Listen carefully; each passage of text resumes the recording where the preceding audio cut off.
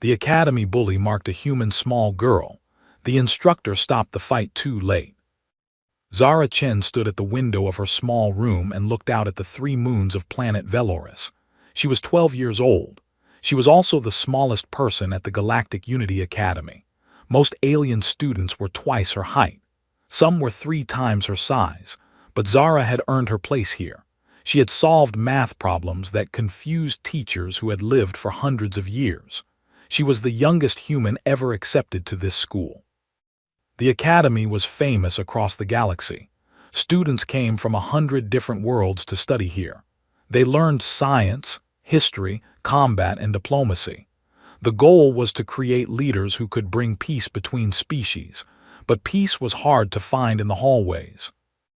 Zara pulled on her gray uniform and checked her reflection. Brown skin, black hair cut short, and eyes that her mother always said were too serious for a child. She touched the small Earth flag sewn on her sleeve. There were only 8 humans at the academy. They were the newest species to join galactic society. Many aliens still did not trust them. She walked to the dining hall for breakfast. The room was huge, with tables designed for beings of all shapes and sizes. Zara found the human table in the corner. Marcus, a 17-year-old from Australia, waved her over. "How did you sleep?" he asked. "Fine," Zara said. She did not mention the nightmares about home, about the car accident that killed her parents, about her grandmother who had raised her and pushed her to apply to the academy. The gravity here still feels wrong," Marcus said, "too light." Earth had stronger gravity than Veloris. This made humans denser and stronger than they looked, but it did not make them big. Zara ate her breakfast quickly. She had a theoretical physics class in 30 minutes. She was excited. Today they would discuss faster-than-light travel theory. She had some ideas she wanted to share. She left the dining hall and walked through the curved hallways. The academy was built like a spiral shell, with classrooms at the center and living quarters on the outer rings. Zara liked the design.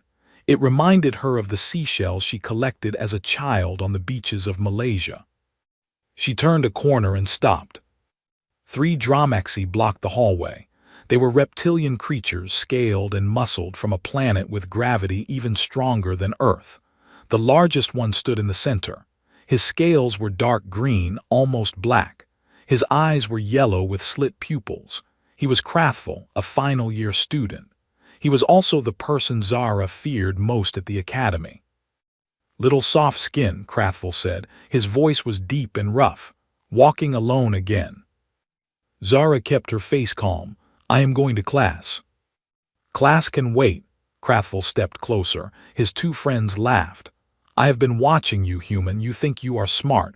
You think you belong here, but you are nothing. Your species crawled out of the mud only yesterday. You have no right to stand with true civilizations." Zara said nothing. She had learned that responding only made things worse. "On my world, the weak serve the strong," Krathful continued. "This is the natural law. You humans have forgotten this because you had no predators left to teach you. But I can teach you." He reached out with one clawed hand and grabbed Zara's arm. His grip was like iron. She did not cry out, though the pressure was painful. "Today I will mark you," Krathful said. "Do you know what that means?" Zara knew. She had studied every species at the academy before arriving. The Dromaxi had a tradition called marking. When a stronger warrior claimed a weaker one as property, they carved their clan symbol into the flesh. It was legal under Dromaxi law, and the academy respected all cultural practices, even the violent ones. "I see you understand," Krathful said. He smiled, showing rows of sharp teeth. "Good. Then you know that after today you belong to me. You will serve my clan for 20 years. This is our way." Zara's heart was beating fast, but her mind was working faster. She had read everything about Dromaxi culture. She knew things that Krathful probably thought she did not know. He pulled out a ceremonial claw. It was curved and sharp, made from the fang of a great beast from his homeworld. This was the tool used for marking. The cuts it made would scar permanently. "Hold still," Krathvul said. "If you fight, I will hurt you more than necessary." Zara did not hold still. She pulled back, trying to free her arm, but his grip was too strong. His friends grabbed her other arm and her shoulder. She was trapped. Krathvul pressed the claw to her left shoulder, just below the collarbone. Then he began to cut. The pain was sharp and hot. Zara clenched her teeth.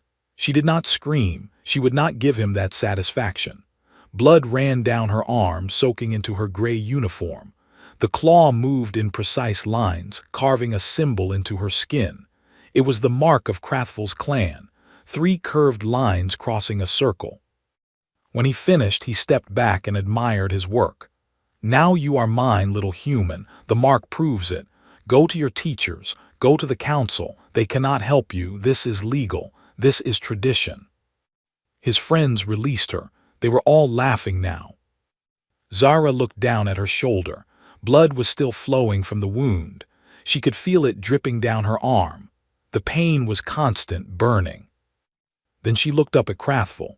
Something in her eyes made his laughter fade slightly. "You should have studied humans more carefully," Zara said. Her voice was quiet but steady.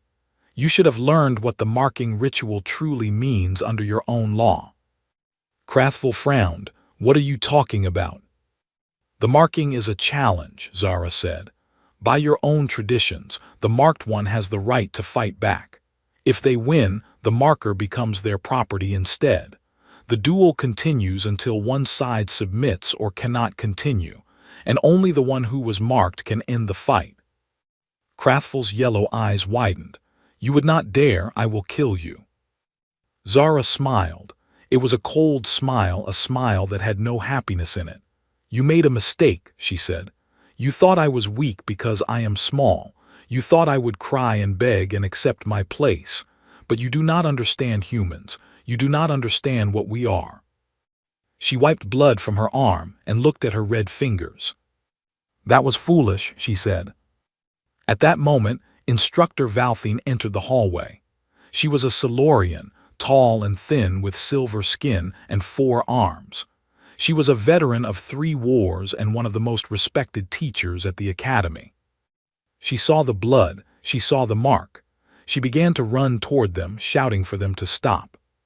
But she was already too late. Zara moved before Krathvul could react.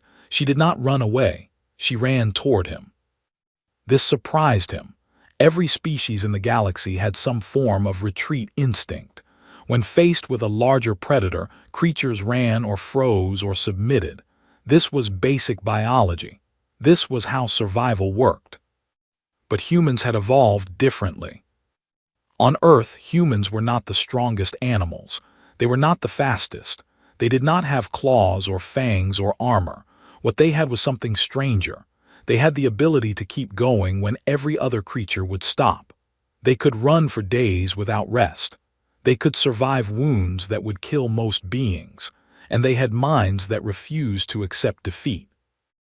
Zara's grandmother had taught her to fight.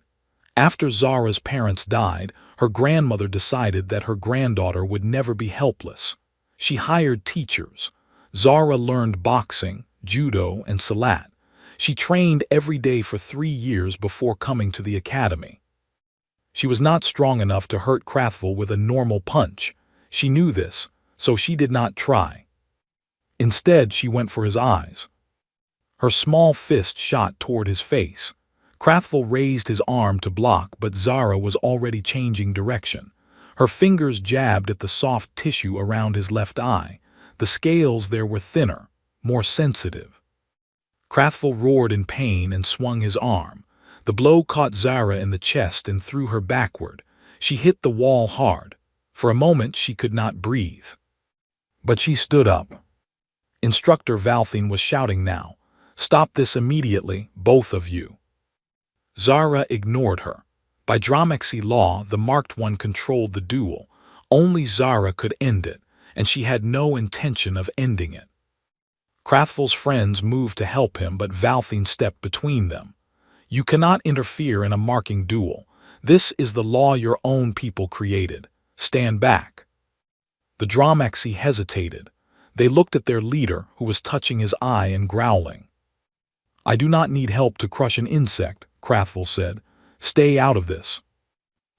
He charged at Zara. His claws were extended. Each one was as long as her fingers and sharp enough to cut through metal. Zara waited until the last moment. Then she dropped low and rolled between his legs. As she passed under him, she struck the back of his knee. It was a joint, a weak point where the scales did not fully protect the flesh. Krathvel stumbled but did not fall. He spun around, his tail whipping through the air. It caught Zara across the back and sent her crashing into the floor. Pain exploded through her body. She felt something crack in her chest, a rib, maybe two. Every breath hurt. But she stood up. Krathvel stared at her. "Why do you not stay down? You cannot win this. You must know this." Zara spat blood onto the floor. "You do not understand," she said. "Winning is not the only reason to fight." She came at him again. By now, other students had gathered in the hallway. They watched in silence. Many had never seen a human fight before. They had heard stories, of course. Humans were called persistence predators. They were said to hunt by chasing prey until it collapsed from exhaustion. But hearing stories was different from seeing it happen. Zara was small and bleeding and clearly outmatched, but she would not stop. She targeted Krathvel's joints, his elbows, his knees, the places where his scales met and left gaps. She could not hurt him badly with any single strike, but she was not trying to end the fight quickly. She was trying to last. Krathvel hit her again and again. He threw her into walls. He slashed her with his claws. Her uniform was torn and red with blood. Her left arm was hanging wrong, probably dislocated. A cut above her eye was bleeding into her vision. But every time she fell, she stood up. 5 minutes passed, then 6, then 7. Instructor Valthine watched with growing horror. She had seen many battles in her long life. She had never seen anything like this. The human child should have surrendered long ago. Any rational creature would have surrendered. But Zara kept fighting with the same cold focus she had shown from the start. And something was changing. Krathvel was slowing down. His species was built for short, explosive combat. They were ambush predators on their homeworld. They attacked with overwhelming force, killed quickly, and then rested. They were not designed for long fights. Humans were. "What is wrong with you?" Krathvel gasped. He was breathing hard now. His swings were slower, less precise. "Why will you not submit? I have beaten you a dozen times." Zara wiped blood from her eye. "Submission," she said, "is not something my species does." She attacked again. This time, her strike to his knee made him stumble. He dropped to one leg for a moment before pushing himself back up, but he was clearly tired. The watching students began to whisper among themselves. A Valorian scholar, ancient and wise, spoke quietly to his companion. "I have read about this. The humans call it adrenaline. Their bodies produce chemicals that block pain and increase endurance, and their minds can override their survival instincts. They can choose to fight when every part of their biology tells them to stop." His companion, a small Nixari with fur like silver wire, shook her head. "That sounds like madness." "Perhaps," the Valorian said, "or perhaps it is what allowed them to survive on one of the deadliest planets in the galaxy. Their world tried to kill them constantly. Weather, animals, disease, even the land itself. They had to become something that simply would not give up." At minute 8, Zara landed a solid hit to Krathvel's throat. He gagged and stepped back, his hands going to his neck. At minute 9, she used his moment of weakness to strike his knee again. This time, something gave. He roared in pain and fell to the ground. But he was not finished. He grabbed Zara's leg and pulled her down. They struggled on the floor, his greater size and strength still dangerous. He got his hands around her throat and began to squeeze. Zara's vision started to go dark. She could feel her lungs burning for air. Any other creature would have panicked, would have clawed uselessly at his hands, would have submitted to save their life. Zara reached up and pressed her thumbs into his eyes. Krathvel screamed and released her. He rolled away, covering his face. Zara gasped for breath and crawled to her feet. She was barely standing now. Her body was a map of injuries. She had lost a lot of blood. She should have been unconscious. But she was still standing. And Krathvel, for the first time, looked afraid. "This is not possible," he whispered. "You should be dead. What are you?" Zara limped toward him. "I am human," she said, "and I am not finished yet." The hallway had become crowded with watchers. Students from every species had stopped what they were doing to witness the fight. Teachers stood at the edges of the crowd, unable to interfere. The marking duel was protected by law. Only Zara could end it. And Zara had no plans to end it. Krathvel pushed himself to his feet. His injured knee made him unsteady. His eyes were red and swollen from Zara's attack, but he was still dangerous. He was still larger, stronger, and more heavily armed with natural weapons. "You are making a mistake," he said. His voice was rougher now, tired. "Even if you survive this, you will be crippled. Your life will be ruined, all for stupid pride." Zara circled him slowly. Her left arm was useless, hanging at her side. She kept her right hand raised, protecting her face. Blood dripped from her wounds onto the floor, leaving a trail wherever she walked. "This is not about pride," she said. "This is about teaching you something your species has forgotten." "What?" Krathvel asked. "The weak are not always weak." She attacked. Her right fist drove into his damaged knee. He buckled, dropping to one leg again. Before he could recover, she kicked the side of his head. Her foot connected with his jaw. It was not a powerful kick, but it was aimed precisely. It rattled his brain inside his skull. Krathvel swung blindly.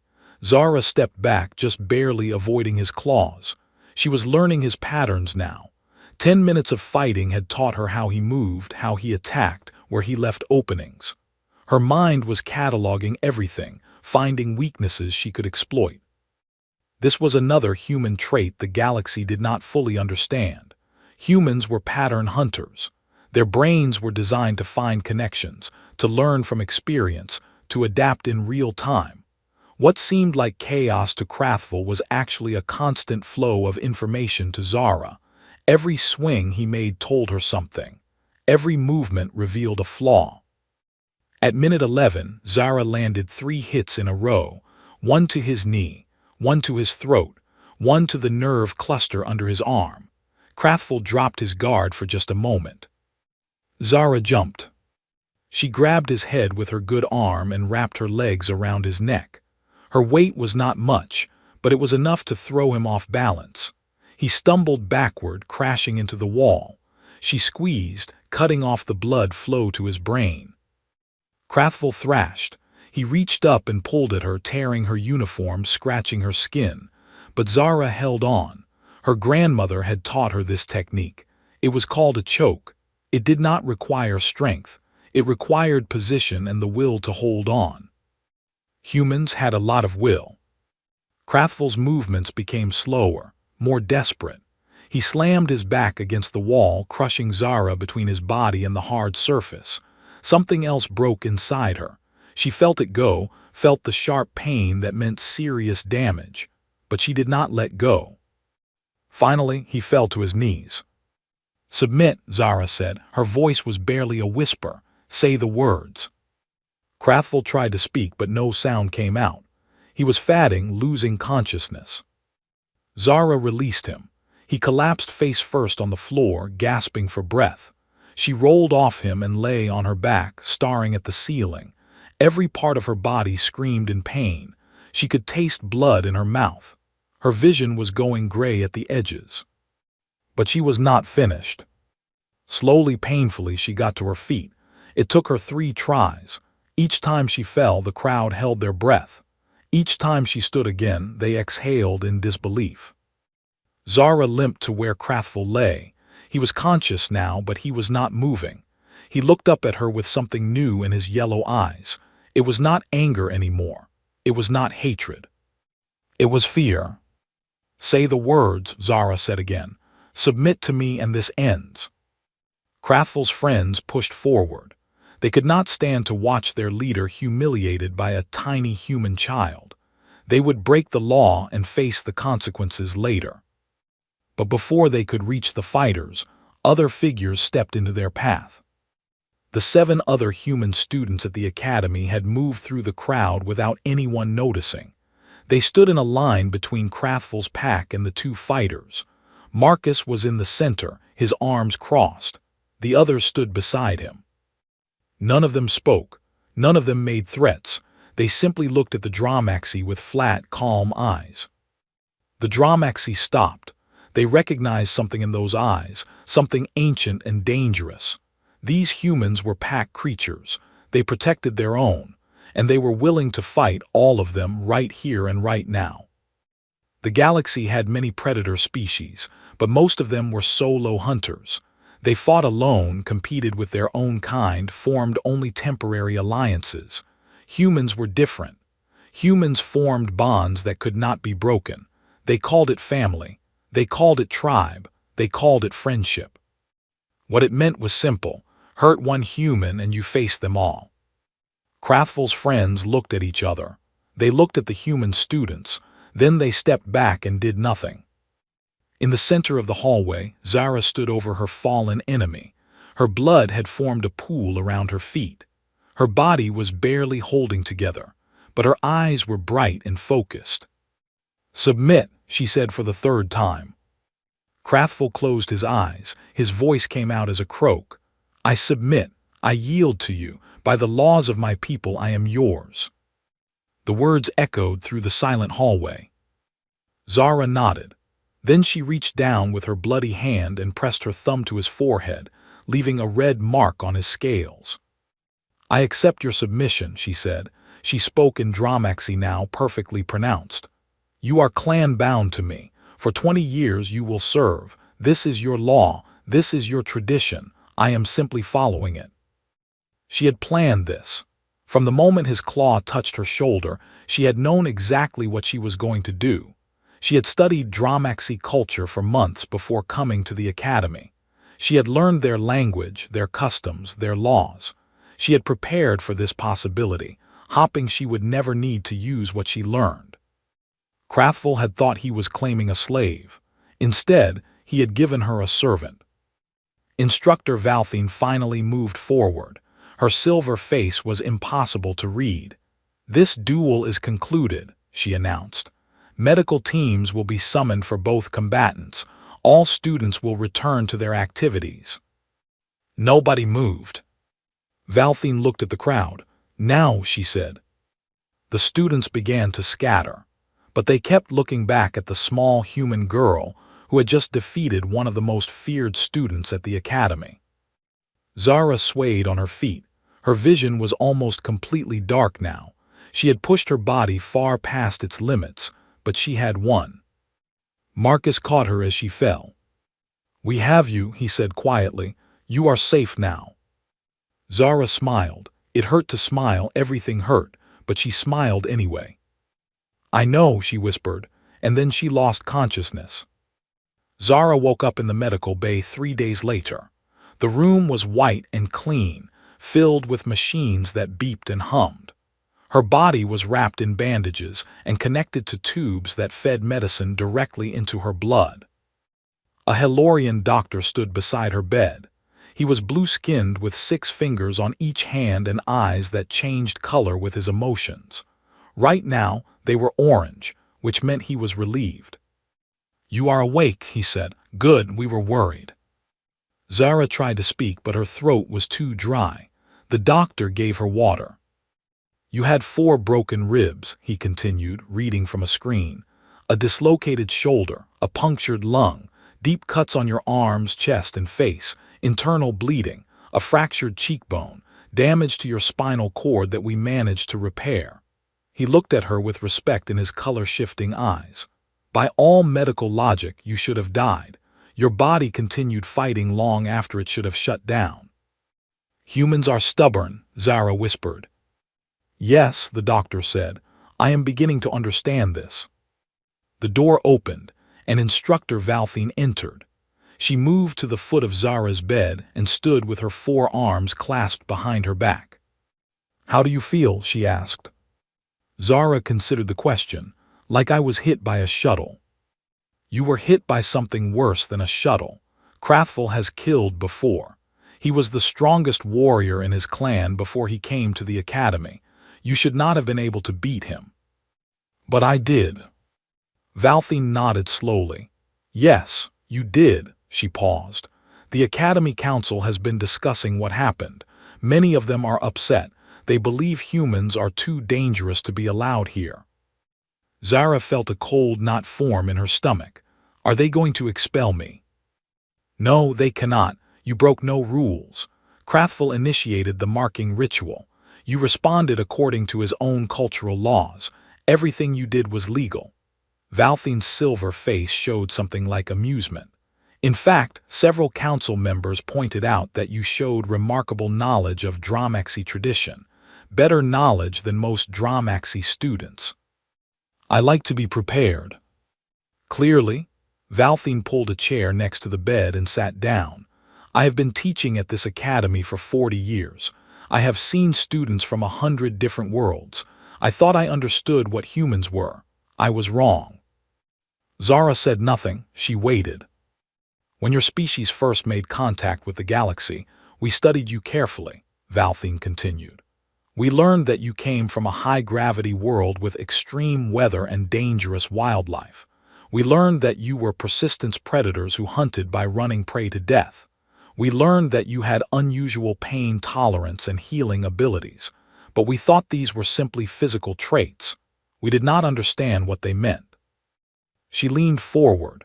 "When I saw you fighting Krathful, I finally understood. Your species does not have a quit instinct. Other creatures know when they are beaten. They submit to survive. Humans do not have this. You can choose to keep fighting when your body is broken and your chances are zero. This is terrifying."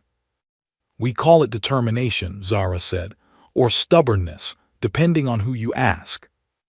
"It is more than that. It is a form of madness. A useful madness, perhaps, but madness all the same." Valthine stood. "I will be honest with you, child. Many species at this academy now fear humans. They have seen what a 12-year-old girl can do when pushed. They are imagining what your soldiers could do, what your adults could do." "Good," Zara said. Valthine raised a silver eyebrow. "Good. My grandmother taught me something. She said that if you are small, you must make people afraid to touch you. Not because you will beat them, but because the cost of fighting you will be too high. That is how humans survived on Earth. Every predator that attacked us learned that we were not worth the trouble. And you wanted to teach this lesson to the academy." "No, I wanted Krathful to leave me alone." Zara looked at the ceiling. "But if others learn the same lesson, I will not complain." Valthine was silent for a long moment. Then she said, "Krathful has been asking to see you." This surprised Zara. "Why?" "He is clan-bound to you now. By Dromaxi law, he must present himself to his new master and receive instructions. He has been waiting outside the medical bay since you were brought here." Zara thought about this. She had beaten Krathful. She had humiliated him. Under his own culture, she now owned him for 20 years. She could make him do anything she wanted. She could treat him the way he had planned to treat her. But that was not who she was. "Send him in," she said. Valthine nodded and left. A few minutes later, Krathful entered the room. He looked different. His scales had lost their shine. His posture was bent, his head lowered. He moved slowly, favoring his injured knee. When he reached her bed, he knelt on the floor and pressed his forehead to the ground. "Master," he said, the words seemed to cause him physical pain. "I await your commands." Zara studied him for a long time. She thought about all the times he had tormented her, all the cruel words, all the threats, the pain of his claw cutting into her shoulder. "Look at me," she said. Krathful raised his head. His yellow eyes were dull with shame. "Do you know why I fought you?" Zara asked. "Because I marked you, because you had no choice. No, I fought you because I wanted you to understand something. Zara sat up, ignoring the pain that shot through her body. I am not weak. Humans are not weak. We are small, yes. We are soft. We do not have scales or claws or fangs, but we have something else. We have the will to fight when fighting is stupid, to keep standing when standing is impossible. You thought I was prey. I am not prey. I'm a predator wearing the skin of prey. Krathvul said nothing, but something changed in his eyes. The shame was still there, but there was also a flicker of respect. I am not going to mistreat you, Zara continued. I am not going to humiliate you or make you suffer. That would make me the same as you were. Instead, I am going to give you a job. You will protect the other humans at this academy. Anyone who threatens them will answer to you. Can you do this? Krathvul blinked. This was clearly not what he had expected. You want me to protect your people? Yes, you are strong. You are feared. Use that fear to keep my people safe. In exchange, I will treat you with respect and speak well of you to others. When the 20 years are over, you will leave my service with honor instead of shame. For a long moment, Krathvul did not respond. Then he lowered his head again. But this time, it was not the submission of a defeated enemy. It was the bow of someone accepting a worthy task. I will do this, he said. I will protect your people. I swear it on my clan and my blood. Zara nodded. Then we have an agreement. You may go. Krathvul stood. He walked to the door, then stopped and looked back. Why, he asked. Why show me mercy? I would not have shown you any. Zara smiled. Because humans are not just predators, she said. We are pack animals. We take care of those who belong to us. And as of 3 days ago, you belong to me. Krathvul stared at her for a long moment. Then he left without another word. Zara lay back in her bed and closed her eyes. Her body ached. Her wounds throbbed. She had a long recovery ahead of her. But she was smiling. She had come to the academy to learn and grow and prove that humans belonged among the stars. She had not expected to do it this way. But her grandmother always said that you could not control what life threw at you. You could only control how you responded. Zara had responded like a human. And the galaxy would never forget it. 5 years passed. Zara Chen stood at the front of the Grand Assembly Hall. She was 17 now, taller than before but still small compared to most species. The scar on her shoulder was visible above the collar of her formal uniform. She had never tried to hide it. It was a reminder of what she had survived, what she had overcome. Today was graduation day. The hall was filled with thousands of beings from across the galaxy. Diplomats, scholars, military leaders, family members. They had all come to watch the academy's top students receive their honors. Zara was first in her class, first in theoretical physics, first in interspecies diplomacy, first in combat strategy. She had broken records that had stood for centuries. She had earned the respect of teachers who had taught for longer than humanity had existed as a species. And behind her, 2 steps back as tradition demanded, stood Krathvul. The Dromaxi warrior had changed over the years. His scales had regained their shine. His posture was straight and proud, but his pride now came from a different source. He was no longer feared as a bully. He was respected as a protector. True to his oath, Krathvul had guarded the human students at the academy. When a gang of Nexari had tried to corner a young human boy in his first year, Krathvul had stopped them. When a Valorian scholar had written papers claiming humans were intellectually inferior, Krathvul had challenged him to an academic debate and won. When an assassin had been sent to kill Zara in her 3rd year, Krathvul had found the assassin first. The galaxy had many names for him now, the human's shadow, the converted, the changed one, but he did not mind. He had found purpose in his service. He had found something like family. Headmaster Orenvex, an ancient being made of crystalline light, called Zara forward to receive her honors. She walked to the podium with steady steps. The crowd fell silent. Zara Chen of Earth, Orenvek said, his voice ringing through the hall like wind through chimes. You have achieved what no human has achieved before. You have excelled in every field. You have shown courage beyond measure. You have turned enemies into allies. The Academy honors you. He placed a medal around her neck. It was made of starlight, literally captured light from a dying star. It was the highest honor the Academy could give. Zara bowed, then she turned to face the crowd. I am asked to give a speech, she said.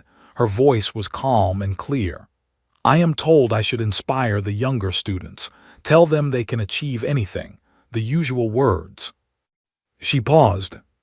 But I want to tell a different story. I want to tell you about the day I learned what humans really are. The crowd leaned forward.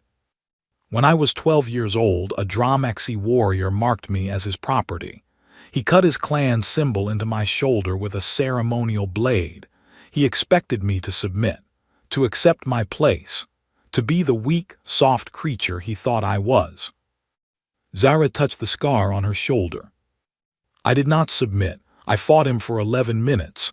I was beaten, thrown, cut, and nearly killed. But I kept standing. I kept fighting. Not because I thought I could win. I fought because giving up was not something I knew how to do. She looked at Krathful, who stood at the edge of the stage. That Dromaxi warrior is now my closest companion. He has protected my people for 5 years. He has grown and changed and become something better than he was. And he did this not because I forced him, but because I showed him another way. Zara turned back to the crowd. The galaxy calls us many things: Deathworlders, persistence predators, stubborn, dangerous. These labels are not wrong, but they are not complete. She straightened her spine. We are humans. We come from a planet that tried to kill us every day. Our weather is violent. Our animals are deadly. Our history is written in blood and survival. We should not exist, but we do. We exist because we refuse to stop existing. Her voice grew stronger. And now we are here among the stars. We are the youngest species in galactic society. We have no ancient wisdom, no great fleets, no powerful weapons. All we have is ourselves, our determination, our stubborn refusal to accept defeat. She raised her head. But that is enough. That has always been enough. The hall was completely silent. Thousands of beings from hundreds of worlds watched this small human female with something like awe. I stand here today because a bully thought I was weak. He marked me as his property. He tried to break me. Instead, he taught the galaxy a lesson that will echo through history. Zara smiled. It was the same cold smile she had shown Krathful 5 years ago, but there was warmth in it now. Confidence, pride. Do not try to break humans. We do not break. We bend, we bleed, we fall, but we always get back up. And when we do, we are stronger than before. She stepped back from the podium. Thank you. The silence lasted 3 heartbeats. Then the hall exploded with sound. Applause, cheers, roars from species that did not know how to clap. The noise was overwhelming, crashing over Zara like a wave. She stood there, accepting it, feeling the weight of what she had accomplished. Later, after the ceremony, Krathful found her standing alone on a balcony overlooking the Academy grounds. The 3 moons of Veloris were rising, painting the sky in shades of purple and gold. Good speech, he said. Zara smiled. Thank you. You could have told them about how you defeated me, made yourself look more impressive. I could have, but that was not the point. Krathful stood beside her, looking out at the moons. What was the point? To show them that humans do not create enemies. We create allies, even from those who hate us most. She glanced at him. You are proof of that. Krathful was quiet for a moment. Then he said, I still do not understand humans. Your species does not make sense. You are soft and weak and small, but you are also the most terrifying creatures I have ever met. Perhaps that is the point, Zara said.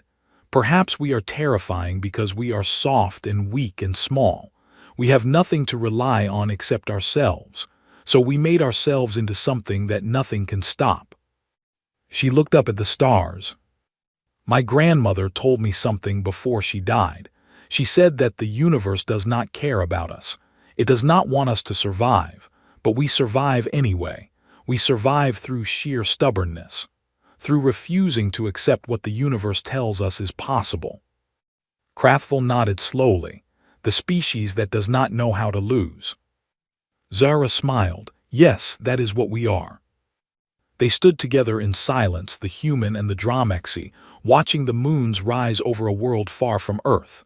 They were friends now, allies, family in a strange way. And somewhere in the academy, younger students told stories about the small human girl who had defeated a giant, who had turned an enemy into a protector, who had taught the galaxy that size and strength meant nothing compared to will. The story would spread, it would grow, it would become legend. But for Zara, the legend did not matter. What mattered was standing here, alive and strong and unbroken. What mattered was knowing that she had earned her place among the stars. Not despite being human. Because of it.